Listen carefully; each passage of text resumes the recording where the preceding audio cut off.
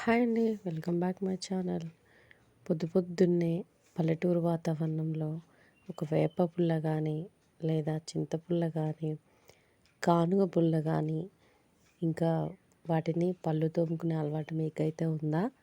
నేనైతే చిన్నప్పటి నుంచి అంటే చిన్నప్పుడు ఇలా వేప పుల్ల కానీ, కానుగ పుల్ల కానీ బాగా పళ్ళు రుద్దుకునేదాన్ననమాట.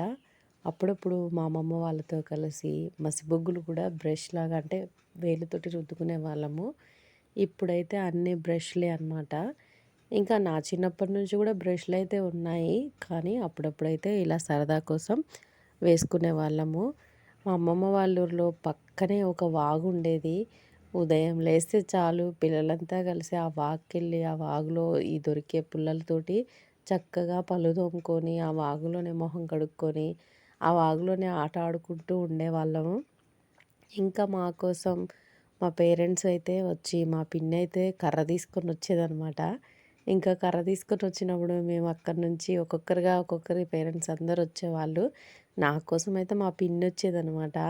ఇంకా అక్కడి నుంచి ఎక్కడి నుంచో చూసి ఒక్క పిలుపుకే చలో అక్కడి నుంచి రన్నింగ్ చేస్తూ ఇంకా వచ్చి ఇంట్లో పడి గబగబా స్నానం చేసేసి ఏదో ఒకటి తిన్నా తినకపోయినా బ్యాగ్ అయితే తగిలించుకొని స్కూల్ బెల్ అప్పటికే ఫస్ట్ గంట మోగేది. ఇంకా స్కూల్‌కైతే రన్నింగ్ చేస్తూ స్కూల్‌కైతే వెళ్ళేవాళ్ళము. ఇంకా ఈ వేప చెట్టుని చూసేసరికి నాకైతే ఆ మెమోరీస్ చాలా గుర్తుకొచ్చేసి ఒక్కసారైతే వేప పుల్లైతే బ్రష్ చేయాలనేసి నేనైతే వెంటనే వెళ్ళి ఆ వేప చెట్టునైతే ఒంచేసి పుల్లనైతే కోసేసుకొని ఇలా అయితే బ్రష్ చేసుకున్నాను.